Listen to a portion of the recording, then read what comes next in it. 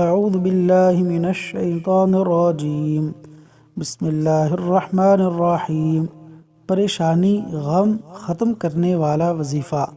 رسول اللہ صلی اللہ علیہ وسلم رنج و غم کے وقت یہ کہا کرتے تھے: لا الہ الا اللہ العظیم الحلیم، لا الہ الا اللہ العظیم الحلیم، لا الہ الا اللہ رب العرش العظیم، لا الہ الا اللہ رب السماوات ورب الارض، لا الہ الا اللہ رب السماوات ورب الارض ورب العرش الکریم، ورب العرش الکریم۔